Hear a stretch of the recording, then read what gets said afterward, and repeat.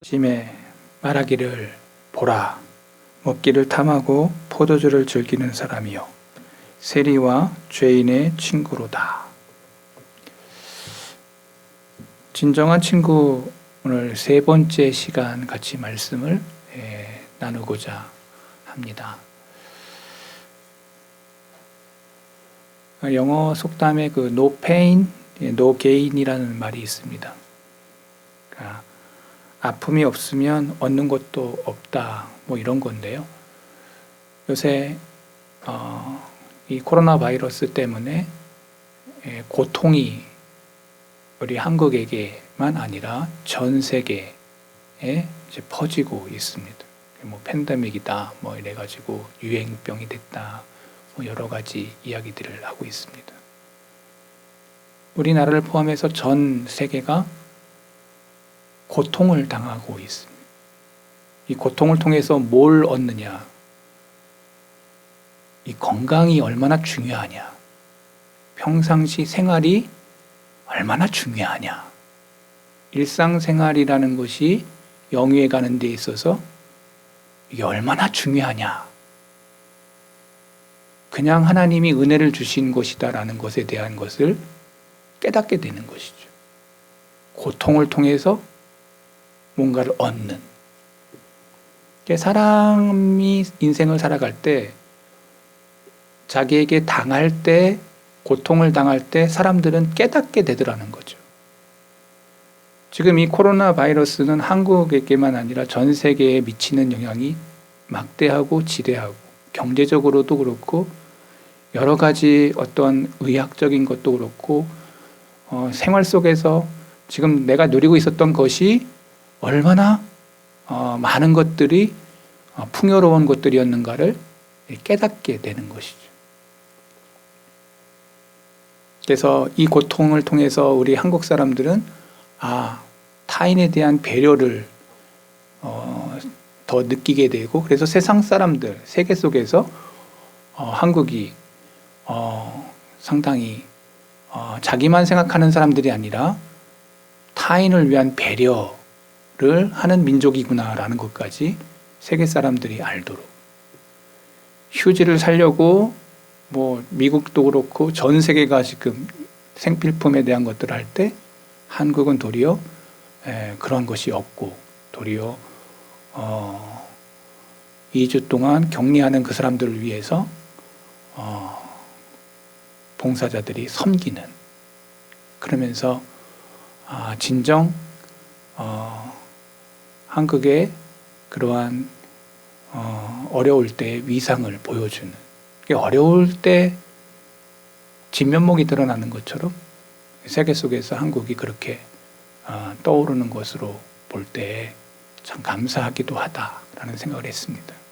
그러나 제가 아까 던졌던 화두를 다시 한번 돌이켜서 일상생활 속에서 하나님이 우리에게 주신 이 생활이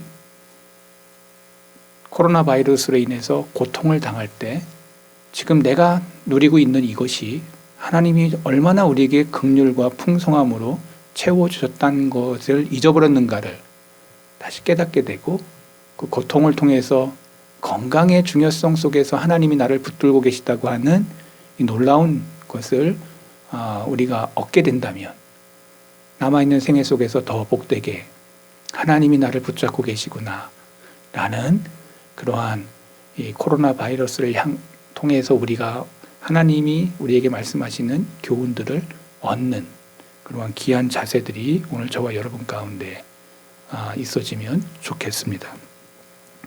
오늘 진정한 친구 세 번째 말씀을 준비하면서 첫 번째, 두 번째 말씀을 회상하면서 정리하면서 오늘 말씀을 이제 마치려고 하는데요. 첫 번째 시간에 제가 여러분에게 가장 어려울 때 함께할 친구가 누구냐라는 질문을 던졌습니다. 다 세상의 친구들을 이름을 대면서 진짜 이 친구는 내가 어려울 때 도왔던 친구들이다 라고 말할 수 있는 사람도 있을 거예요. 그러나 그러한 친구와 다르게 주님은 가장 어려울 때 우리에게 친구로 와 주신 분이다. 성경적으로 제가 말씀을 증거했습니다. 두 번째, 진정한 친구를 원한다면 그 친구는 말로만 하는 것이 아니라 십자가를 지심으로써 행동으로 피를 흘리면서 가시면류관을 받으면서 침 뱉음을 받으면서 온갖 매를 다 맞으면서 내가 너희를 사랑했다고 하는 행동으로서의 삶을 보여준 분이 누구냐? 예수 그리스도라는 거죠. 진정한 친구는 행동을 통해서 드러납니다. 그래서 사랑하는 사람에게는 돈을 써도 아깝지 않고 내가 시간을 뺏겨도 아깝지 않고 내가 온갖 노력을 다 해도 그것이 아깝다고 생각하지 않는 것처럼 주님은 우리를 위하여 살과 피를 쏟으시면서 나를 사랑한 그러한 행동을 보여준 분이 누구냐? 주님이시라는 거죠. 우리에게 이렇게 행동으로 보여주는 친구가 있다면 그 사람은 정말 놀라운 친구를 얻은 사람이라고 말할 수 있을 것입니다. 세 번째로 말씀드렸던 것이 이 세상에서 가장 권세 있고 힘 있는 친구가 누구냐? 주 예수 그리스도라고 증거를 했습니다. 네 번째, 사랑이 많고 자애로운 친구가 누구냐? 성경은 이 역시 예수 그리스도다. 다섯 번째로 가장 지혜롭고 우리를 사려 깊게 다가온 친구가 누구냐? 주 예수 그리스도다 라고 지난 시간까지 해서 5가지를 차례차례로 말씀을 증거했습니다. 오늘 마지막 시간으로 6번째, 7번째 나눠서 예수님에 대한 성경이 말하고 있는 진정한 친구의 이 모습을 우리에게 성경이 가르쳐주고 있는데, 오늘 6번째로 세월이 가고 시절이 변해도 한결같이 우리와 함께 하실 분이 누구냐? 이분은 예수 그리스도다. 성경이 우리에게 가르쳐주고 있다는 거예요. 시절이 지나가고 환경이 바뀌면 언제든지 사람들은 변합니다. 그런데 변하지 않으시는 분이 예수님이라고 말하고 있어요. 주님은 온갖 종류의 사람들을 친구로 사귀셨습니다. 성경을 보면 예수님은 각계각층의 사람을 친구로 사귀셨는데 구약과 신약을 다 해서 주님이 만났던 친구들의 이름들이 많이 나와요. 그 중에서도 다윗, 솔로몬, 히스기야, 욥과 같이 왕과 부자들도 있었어요. 또 가장 가난했던 베들레헴의 목자들, 야고보, 요한, 안드레 같이 가장 가난한 자들도 있었어요. 그들과도 사귐이 있었어요. 주님은 계층과 상관없이 모두 그리스도의 절친한 친구들이었습니다. 가장 강한 권력자로부터 부자에 이르기까지, 또 가장 가난한 자들에게까지 주님은 친구가 되어 주셨다. 이것이 성경이 얘기하고 있는 진리입니다. 하나 더 생각해 보면 주님은 모든 연령대의 사람들을 친구로 사귀어 주셨습니다. 므낫세, 삭개오, 에디오피아 내시 같이 나이가 들어서 그리스도의 친구가 된 사람들이 있었습니다. 반면에 요셉, 또 사무엘, 요시야, 디모데 같이 어릴 적부터 그리스도를 친구로 모신 자들도 있습니다. 우리 교회 생활하면서 우리 성도들 가운데 보면 모태 신앙으로부터 주님을 만나서 신앙생활하는 사람도 있고, 또 중간에, 중년에, 아니면 노년에 예수님을 만나서 친구로 동행하는 사람들도 있는 것처럼 성경에는 어릴 적부터 주님과 동행한 사람이 있고, 중간에 주님을 만나서 동행한 사람들도 있고, 하지만 이들 모두가 나이와 상관없이 그리스도를 벗으로 모신 자들이었다는 거예요. 오늘도 저와 여러분들 중에도 그러한 한 케이스 중에 한 부류일 것입니다. 그리스도는 또한 사람들의 이 기질과 성격을 가리지 아니하시고 친구가 되어 주셨습니다. 이삭과 같이 단순하고 소박한 성격의 친구도 있었고, 모세와 같이 말과 행동에 능한 친구도 있었고, 베드로와 같이 성정이 불같은 사람도 있었고, 요한과 같이 수줍음을 많이 타고 그리고 조용한 사람도 있었고, 마르다와 같이 활동적인 사람이 있었고, 마리아와 같이 그분의 발 앞에서 잠잠히 앉아서 배우기를 좋아하는 그러한 사람도 있었고, 수넴 여인과 같이 동족들에게 드러나지 않게 조용히 사랑한 사람도 있었고, 바울과 같이 온 세상을 두루 다니면서 도시마다 소동케 하는 사람도 있었고, 하지만 이렇듯 저렇듯 이들은 다 주님의 친구들이었다라고 성경은 말해주고 있어요. 제가 지금 성경을 구약부터 신약에서 넘나들면서 주님이 어떤 부류의 사람들을 만나주셨고 어떤 계층의 사람들을 만나주셨고 그분들이 누구와 친구였다는 사실을 제가 지금 이야기하고 있는 거예요. 이렇든 저렇든 이들은 다 그리스도의 친구. 더 나아가서 그리스도는 사람들이 사는 환경이나 조건을 또 가리지 않으셨던 것이죠. 에녹과 같이 결혼해서 자녀를 두는 사람도 있었고, 다니엘과 세례 요한처럼 결혼을 하지 않고 독신으로 살아간 사람도 있었고, 나사로와 에바브라디도와 같이 자주 아픈 사람도 있었고, 버시와 두르베나와 두르보사처럼 강건한 사람도 있었고, 네로 집안의 가술처럼 종으로 살아가는 사람도 있었고, 엘리사와 같이 악한 종을 데리고 있는 사람도 있었고, 그건 누구죠? 게하시. 오바댜 같이 악한 또 주인을 둔 종도 있었고, 다윗처럼 또 불량한 아내를 두었고 자녀를 두는 사람도 있었고, 하지만 그 처한 상황이 어찌 됐든 이들은 모두 다 그리스도의 친구.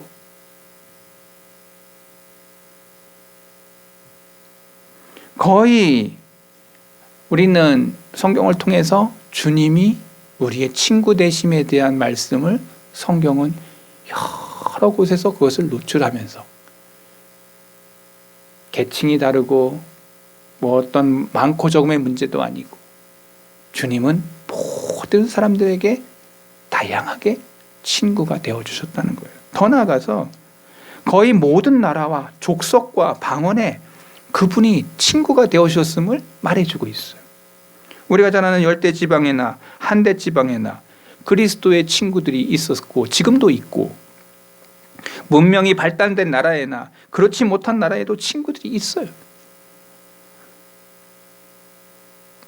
저도 30대 중반에 선교 여행을 한번 떠난 적이 있었는데, 그 동산병원, 대구 동산병원 의료원들하고 간호사하고 의사들 이렇게 모여서 저를 포함해서 한 30명 정도가 파키스탄에 한번 간 적이 있었는데, 파키스탄에 갔더니 제가 너무나 놀란 게 거기는 우리나라보다도 훨씬 더 빠르게 주님의 말씀이 들어간 곳이기도 해요. 그러니까 한국보다 한 200년 정도 가까이. 거기서 만났던 사람, 내가 인상 깊었던 게 그 사람의 이름이 성경에 나오는 그러한 요한의 이름을 가지고 있었어요. 그런데 너 몇 대째 예수님 믿냐 물었더니 5대, 6대, 7대, 뭐 8대 되는 사람들이 너무나도 많았어요. 저는 너무나도 깜짝 놀랐어요. 그들의 삶은 너무나도 빈약했고 너무나도 동굴 같은 곳에서 살았지만 그들의 순수한 믿음이 5대, 6대, 7대, 8대를 흘러가는. 저도 옛날에 100년 된 교회에서 사역을 하면서 사역했던 적이 있는데 그곳에서 만났던 친구들이 5대, 6대, 7대 막 이러더라고요. 하나가 다른 게 있었는데 신앙의 계대의 신앙을 물려주는, 다른 건 몰라도 그것을 아주 철저하게, 제가 그래서 파키스탄에서 느낀 게, 야, 이렇게 가난한 곳에서도 신앙과 믿음을 끝까지 지키는, 성경책에 보니까 주님의 생명책에 그리스 사람, 로마 사람 이름은 물론하고 유대인과 이집트 사람, 자유자나 종의 이름, 그러니까 빈부, 귀천, 모든 것, 나라, 그리고 족속 관계없이 주님이 말씀을 듣고 주님을 인격적으로 만난 친구들의 이름이 생명책에 다 기록이 될 거라는 거죠. 한국 사람도 다 포함해서 당연히. 이 책에 전 세계의 나라 사람들의 이름이 나열될 것이고 국적과 지역과 언어가 달라도 모두가 다 그리스도의 친구가 되었던 사람들의 이름이 생명책에 기록될 것이라는 거죠. 이 모든 사실이 그리스도와의 이 우정이 얼마나 견실하고 튼튼하고 유익한 것인지. 이 세계가 60억의 삶을 살고 있는데 많은 사람들이 이 세상을 살다가 갔던 사람들의 것을 우리가 생각해 봐야 돼요.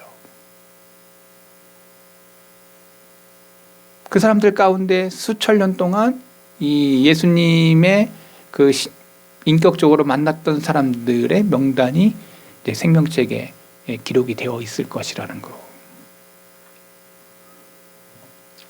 주님의 우정을 누리는 사람들이 예나 지금이나 그렇게 전 세계에 흩어져 있고 또 지금 그렇게 신앙생활을 하고 있다는 거.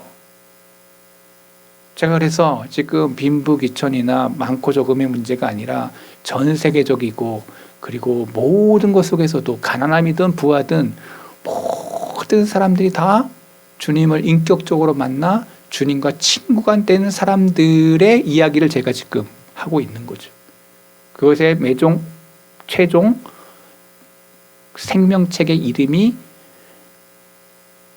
나라나 족속이나 방언 그걸 넘어서 생명책에 기록된 저와 여러분의 이름도 당연히 기록되어져 있을 것을 믿고 저와 여러분이 지금 신앙생활을 하고 있는 거예요.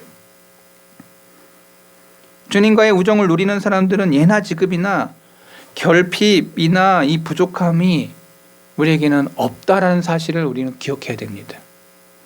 한 사람 한 사람이 각자의 영혼의 이 필요를 넉넉히 채워주시는 분이 있는데 그분이 누구냐? 예수 그리스도라고 성경은 말하고 있습니다. 어떻게 이렇게 오랫동안 광범위한 나라의 사람들을 통해서 온전히 만족스럽고 충분한 것으로 검증된 이 우정은 오직 예수님과의 우정 외에는 다르게 설명할 수가 없는 거예요. 그러하기에 세월이 가고 시절이 변해도 한결같이 우리의 친구가 되어주실 분이 누구냐? 예수 그리스도라는 거예요. 한결같이. 이제 마지막 7번째로 끝까지 신뢰할 수 있는 우정을 가진 자가 누구냐? 주 예수 그리스도를 친구로 삼은 자만이 이것을 얻게 된다는 사실을 말씀을 드리고 이제 말씀을 전체를 한번 정리해 보도록 하겠습니다. 이 땅에서 아무리 이 선한 것이라 할지라도 영원하지 않습니다. 재물이 날개가 있어서 언제든지 흔적도 없이 사라져 버리기가 쉬워요. 젊음요, 아름다움, 기껏해야 몇 년 가지 못해서 그것이 젊음이 사라지고 그리고 그 아름다움이 사그라듭니다. 젊은 시절에 다 이뻤어요. 다 아름다웠어요.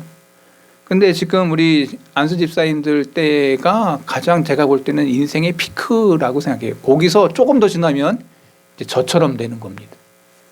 저도 뭐 아직까지 창창하다고 생각하는데 성경은 말합니다. 강건하면 70, 더 강건하면 80. 얼마 안 가서 그 젊음도 그 아름다움도 금방 사그라지는 때가 여러분 앞에 올 거라는 거예요. 몸의 근력도 약해집니다. 건강하게 막 이렇게 했던 사람들도 근력이 금방 노쇠해져요. 마음과 지성도 이내 고갈이 됩니다. 저 사람 정말 똑똑하다. 저 사람 정말 대단하다 했던 사람도 그 지식도 많이 갖지 못해서 고갈해요. 모든 것이 쇠락의 길을 걷거나 사라져 버리는 겁니다. 이 땅에 있는 그 모든 것이 그래요. 모든 것이 잠시 있다가 사라져 버릴 것들이라는 것을 성경이 우리에게 얘기해 주고 있어요. 그러니 너희 지혜 있는 자들은 변하지 않는 친구 되신 주님을 너희들이 붙잡아야 된다는 사실을 성경 전체에서 이제 설명을 하고 있다는 사실을 제가 여러분들에게 말씀을 드리고 싶은 거예요. 모든 것이 잠시 있다가 사라질 것들이에요. 하지만 한 가지 탁월한 예외가 있는데 오직 주 예수 그리스도만이 그 변하지 않는 우정으로 우리에게 같이 계시다는 사실을 우리에게 성경은 말해주고 있어요. 주님은 결코 변하지 않는 친구라고 말하고 있어요. 변덕이 무엇인지 몰라요. 한번 사랑하신 자를 끝까지 사랑하세요. 우리 사람들은 한번 좋았다가도 싫어지는 게 사람들의 변덕이에요. 여러분 그래가지고 젊은 시절에 여러분들도 많은 주위 사람들 가운데 사랑이라는 거 해보셨을 거예요. 첫사랑, 두 번째 사랑, 세 번째 사랑. 지금 여기 몇 사람 안 앉아 있어서 그런데 다 그러한 내가 이 사람도 사랑해보고 저 사람도 사랑해보고 다 원사이드 짝사랑일지 모르지만 그렇게 사랑을 하다가 지금 옆에 있는 사람과 같이 사는 그런 것을 느끼고 있어요. 사람은 변심이라는 게 많아요. 득실득실해요. 지금 좋았다가도 평생 같이 가는 그런 사랑을 하는 건 정말 쉽지 않아요. 그런 사랑, 그런 회로를 하는 게 그래서 50년 되면 하고 막 하는 게 그게 절대 쉽지 아니하기 때문에 그렇게 잔치를 하는 거예요. 우리나라가 얼마나 이혼율이 높은지 몰라요. 아마 1위 하는 거에 우리나라는 참 극성인 나라인 것 같아요. 나쁜 것도 1위가 많아. 그 중에 하나가 이혼인 거예요. 10가정 중에 4가정까지 이렇게 무너지는 10명 결혼하면 4명, 3명 이상은 이혼을 하는 얼마나 많은 사람들이 그러니까 반타작 조금 더 되는 거예요. 그만큼 우리나라가 그렇게 이혼율이 많은 나라인 거예요.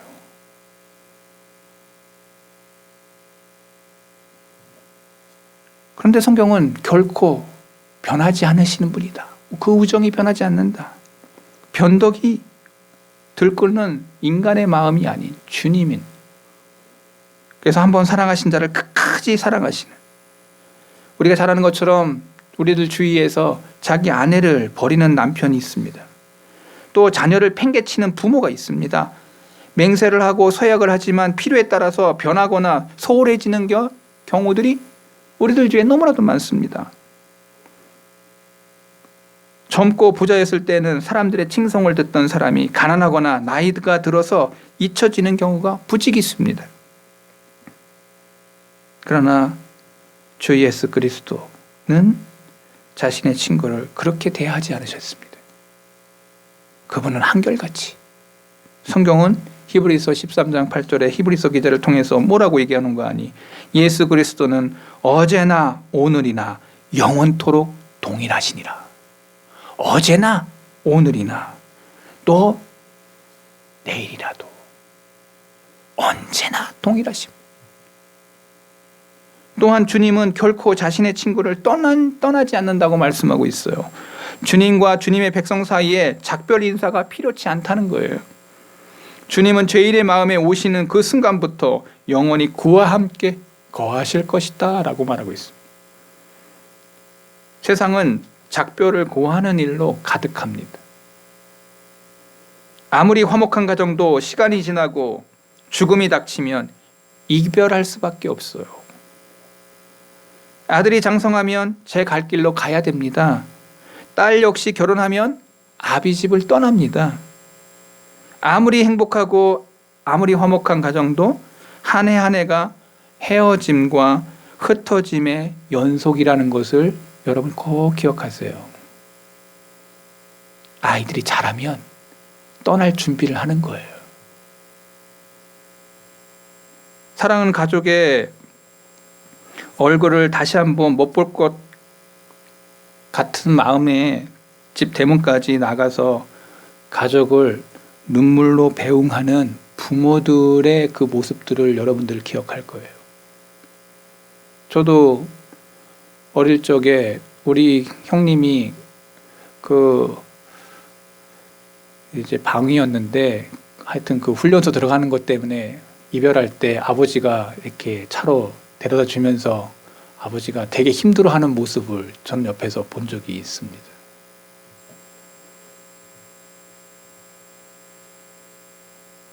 저도 지난 1년 전에 제 아들 종원이를 논산훈련소에서 놓고 차를 끌고 집으로 오는데 운전대를 잡고 오는데 내가 어떻게 왔는지 모르게 이 애를 놓고 오는데 너무너무 힘들었어요. 너무너무 힘들었어요. 놓고 온다는 게, 이별이라는 게 그냥 그렇게 힘들었어요. 지금 이제 군생활 잘하고 있어서 제 마음이 약간 놓이긴 하는데, 처음에 놓고 올 때는 그 아비의 마음과 어미의 마음이나 또 그 아이는 모르겠지만은 그게 그 심정이었구나라는 거. 그때 제가 우리 아버지를 봤어요. 우리 아버지가 또 제 동생도 다 군대 보내줄 때 우리 아버지가 이랬겠구나.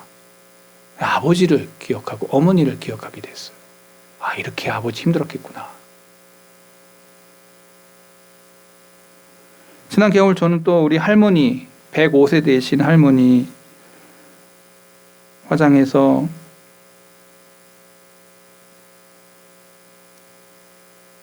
우리 조상들이 묻혀져 있는 장지에 가서 할머니를 이렇게 안장하고 돌아와 아버지 집에 한번 들린 적이 있는데, 집에 가보니까 얼마나 썰렁하고 또 고독하고 조용하고 텅 빈 것 같은, 저는 할머니의 손에서 키워졌기 때문에 할머니가 가끔 보고 싶을 때가 있어요. 그래서 제가 1월 중순께쯤에는 우리 할머니가 1월 13일 생일이고 제가 1월 15일 정월 보름인데 음력으로 할머니를 만나러 꼭 갔었는데, 그리고 할머니는 꼭 나에게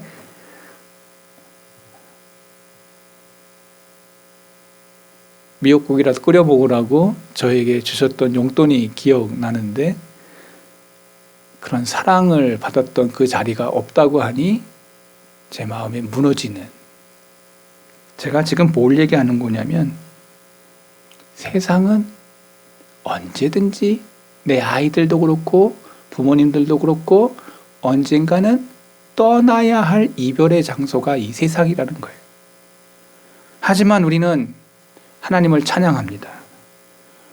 모두가 이렇게 떠나야 한다고 해도 결코 우리를 떠나지 않으신다고 성경은 말하고 있는데, 그 분이 주님이시라는 거죠. 우리의 진정한 친구. 그래서 히브리서 13장 5절에 보니까 내가 결코 너희를 버리지 아니하고 너희를 떠나지 아니하리라. 히브리서의 말씀을 읽어보면서 우리에게 힘을 얻는 게, 결코 내가 너를 버리지도 아니하고 너희를 떠나지도 아니하리라. 이 성경을 읽을 때마다 이 땅은 언제든지 이별의 장소고 떠남의 장소인데, 그런데 주님은 결코 너희를 떠나지 아니하고 결코 너희를 버리지 아니하신 신실하신 친구, 우리에게 인생의 늘 반려자 주님. 우리는 단장한 신부와 같이 주님 앞에 설 그날을 기대하며 우리의 신앙의 신조와 또 우리의 신앙의 그 마음을 준비해서 늘 예배 드릴 때마다 신랑 되신 그 주님 앞에 단장한 신부와 같이 믿음으로 신앙으로서의 경주자로서 이 땅 가운데 슬라자의 길을 걸어가는 우리가 가져야 될 마음의 가짐. 주님은 그 친구들이 가는 곳이면 어디든지 함께 가셨고 주님과 성도들이 이 나누일 가능성이 없음을 성경은 여러 곳에서 말씀을 해주고 있습니다. 맹렬한 시련의 때가 와서 불같은 시험이 닥쳐와도 주님은 그곳에 함께 하신. 제가 이번에 이 코로나 때문에 느끼는 게 하나가 있어요. 지금 몇 주째 예배를 어떻게 드리는지 저는 잘 몰라요. 영상으로 지금 예배를 드리고 있지만 여러분들이 지금 개인사에 여러분들의 삶 속에서 또 예배 이 지금 영상 예배를 드리고 있는 이 시점에서 면대면이 아닌 그곳 속에서 그래서 마치 제가 아침에 밥 먹고 내려왔을 때에는 제가 지금 예배 드리러 온 건지 아니면 방송국에 와서 방송을 하고 가는 건지 모를 만큼 제가 지금 그런 마음가짐이지만 그러나 여러분의 가정 속에서 지금 예배 드림이 하나님 앞에서의 그러한 신령한 교제의 자리가 이 어려운 상황 속에서 더 빛이 나도록 여러분의 믿음이 더 빛이 나도록 신앙이 더 견고해지도록 여러분들이 더 경건과 믿음의 그 길을 더 힘쓰고 애쓰는 정말 어려울 때 여러분의 믿음이 드러나고 여러분의 신앙이 드러나고 여러분의 진짜 붙잡았던 게 뭔지 세상에 썩어질 그것을 붙잡고 있는지 아니면 진짜 그래서 지금 한국교회가요 어려운데 진짜가 드러나겠다는 것을 기대하고 있어요. 영상 예배를 드리면서도 진짜가 그리워하고 정말 이 평상시에 이 예배가 얼마나 귀한 것이냐 느끼는 성도들은 진짜고 뭐 이것도 아니고 저것도 아니고 뭐 그렇구나 이렇게 느껴지는 성도는 이제 자기 가짜라는 것을 드러내게 하는 시금석의 시간이 아닌가. 제가 조금 나아갔지만 다시 본문 돌아가서 사람들에게 있어서 모든 사람들이 힘들어할 때 주님은 떠나지 않으시는 것처럼 우리가 하나님 앞에서 순결을 지키고 그리고 지조를 지키는 그러한 믿음과 신앙이었는지 이 코로나를 통해서 우리가 다시 한번 당금질해서 우리의 신앙이 드러나는 그러한 시기이기도 하다라는 거죠. 그래서 이 세상에 불같은 시험이 닥쳐왔을 때 진짜가 드러나듯 이러한 어려움 속에서도 하나님은 주님은 결코 떠나지 아니하시고 우리를 붙잡고 계시다는 것이죠. 그들이 병이 들어 누워있을 때도 주님은 함께 하시고 가족과 세상 사람들이 더 이상 함께 할 수 없다고 하는 사망의 음침한 골짜기에 있을 때에도 주님은 함께 하신다고 말하고 있어요. 그래서 우리가 잘 아는 성군 다윗이 시편 23편 4절 내가 사망의 음침한 골짜기로 다닐지라도 해를 두려워하지 않을 것은 주께서 나와 함께 하심이라. 많은 사람들이 생명을 다해서 죽어갈 때 가장 듣고 싶은 말씀이 뭐냐? 시편 23편이래요. 그 중에서도 4절 주님이 나와 함께 하신대. 사망의 골짜기에서도 해를 두려워하지 않을 것은 주께서 나와 지금 나와 맨 마지막 주님과 함께 주님이 보낸 천사들과 함께 올라가는 그 시간이 이제 동행하시는 분이 누구냐라는 것을 보여주는 돈도 놓고 가고 아내도 놓고 가고 다 놓고 가고 애들 놓고 다 놓고 가더라도 맨 마지막에 우리의 진짜 동행자는 누구냐 우리의 진짜 남편은 누구냐 주님. 이게 성경이 우리에게 말해주고 있는 거예요. 그래서 마태복음 28장 20절 내가 너희에게 분부한 모든 것을 가르쳐 지키게 하라. 볼지어다 내가 세상 끝날까지 너희와 항상 함께 있으리라. 세상 끝날까지. 성경은 여러 곳에서 이러한 약속을 사람들은 변하지만 모든 것들은 변하지만 주님은 끝까지 변하지 않는 그러한 함께하심 진정한 친구 그분이 주님이다. 주위를 둘러보세요. 모든 사람의 계획마다 이렇게 어떻게 실망으로 끝나는지를 여러분들은 목도하고 있는 겁니다. 잘 되는 것처럼 보이고 막 그렇게 화려한 것 같아요. 그런데 끝을 보세요. 금방 사라져 버려요. 여러분 세상에 인기를 가지고 있는 가수들 보세요. 왕년에 대단했던 사람들 보세요. 제가 요새 보는 그 프로가 트로트 뭐 그런 신이 있다 뭐 그런 건데 뭐 SBS에서 하는 걸 봤는데 남진이라는 사람이 50년 전에는 대단한 스타였어요. 근데 지금 그 사람 아는 사람들이 잘 없어요. 젊은 사람들은. 저는 알아요. 뭐 그 시대를 좀 이따 살았으니까. 근데 그분이 하는 말 중에 하나가 이거예요. 나도 왕년에 한번 그렇게 떴지만 언젠가 그것도 다 사라지는 거라는 거예요. 여러분 이 땅은 언제든지 인기든 돈이든 뭐든 다 사라지는 그러한 땅이 이 땅인 거예요.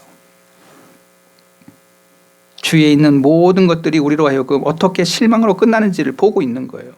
여러분이 알고 있는 작별과 분리와 실망과 사별이 멀리 있지 아니하고 오늘 우리의 가장 가까이 있는 현실이라는 것을 여러분이 직면하면서 오늘 진정한 친구는 누구냐? 여러분에게 질문하셔야 돼요. 작별, 분리, 실망, 사별 언제든지 이 땅에서 내가 준비되지 않는 순간에 그게 와요. 준비되지 않는 순간에 할머니가 떠나가고 준비되지 않는 순간에 우리 어머니가 떠나가고 나는 마음의 준비가 안 됐는데 막 떠나가는 사람들은 충격을 받아요. 하지만 적어도 한 분만은 절대 실패하지 않으시고 우리와 함께 하시는 분이다라고 성경이 증거하고 있는 분이 누구예요? 주 예수 그리스도. 이분과 함께 동행하는 삶, 이 땅 가운데 진짜 빛나는 보석 같은 삶이라고 성경은 우리에게 말해주고 있어요. 오늘 저와 여러분들이 이 주님과 함께 동행하는 귀한 삶이 오늘 저와 여러분 가운데 있기를 바랍니다. 이제 설교를 마치면서 제가 몇 가지 질문을 여러분에게 드릴 거예요. 총 정리하면서. 그리스도께서 여러분의 친구이고 여러분이 그분의 친구인지를 진지하게 여러분에게 자문해 보시기 바랍니다. 또 하나, 그리스도를 친구로 모시지 않은 사람은 누가 되었든지 가장 비참하고 가장 가련하고 가장 불쌍한 존재라는 사실을 기억하시기 바랍니다. 그리고 여러분들이 진실로 친구를 원한다면 그리스도께 기꺼이 여러분의 친구가 되어주실 것을 믿고 나아가시기 바랍니다. 그리스도가 여러분의 진정한 친구입니까? 여러분에게 놀라운 특권을 정말 주님을 통해서 누리고 있습니까? 그렇다면 저는 여러분들에게 주님이 여러분의 친구라면 여러분들에게 한 가지의 도전을 주고 말씀을 마치고자 합니다.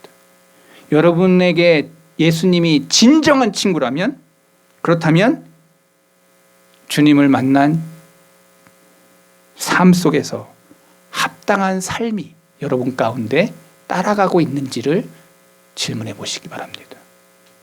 내가 예수님과 동행한다면 이 땅 가운데서 내가 주님의 모습으로 삶을 살아야 될 거예요. 주님의 모습으로. 나의 삶 속에서 주님의 삶으로 내 말과 내 행동 속에서 저 사람 정말 주님을 닮은 사람 같다고 이야기를 들을 만큼 여러분의 삶 속에서 흘러가는 것이 주님의 삶의 모습이 여러분을 통해서 드러나게 될 거라는 거예요. 그런데 세상은 성경은 얘기합니다. 말세지 말에 이렇게 살아가는 사람들이 매우 드물 것이라는 거. 좁은 길로 걸어가는 자들이 수를 헤아릴 수 없을 만큼 적다는 거. 그리고 그 남은 자로서의 빛을 발하고 소금의 역할을 감당하는 자들이 매우 희귀하게 보이는 시대에 저와 여러분이 봉착해 있다는 것을 생각하셔야 됩니다. 사도 바울은 말합니다. 주님을 인격적으로 만나고 난 이후 그가 고백한 게 이거예요. 이는 내게 사는 것이 그리스도니. 이는 내게 사는 것이 그리스도다. 나는 죽었다는 거예요. 십자가에. 그러면서 갈라디아서 2장 20절 내가 그리스도와 함께 십자가에 못 박혔나니 그런즉 이제는 내가 사는 것 아니요 오직 내 안에 그리스도께서 사시는 것이라. 주님이 사셨다. 나는 십자가에 못 박았다. 그 정과 욕심과 이 세상의 것을 향한 어떤 것들을 다 못 받고 이제는 내 안에 주님이 사셨다. 고백하는 삶과 함께 삶으로 드러났던 바울의 행적을 사도행전과 그리고 목회서신서에서 적나라하게 우리에게 보여주고 있습니다. 오늘 주님과 동행하는 진짜 친구라면 여러분의 삶 속에서 이와 같은 삶이 정말 주님의 모습, 주님의 삶, 주님의 행동력하게 그 삶의 모습과 내 말과 행동 속에서 그렇게 멋지게 드러난, 그래서 주님 앞에 설 때 이름을 불러 잘했어 친구야 이렇게 칭찬받는 거룩한 종들이 우리 성덕의 모든 종들 되기를 바랍니다. 하나님 아버지 감사를 드립니다. 오늘 성덕의 교우들 이 험악하고 어렵고 힘든 시기에 믿음을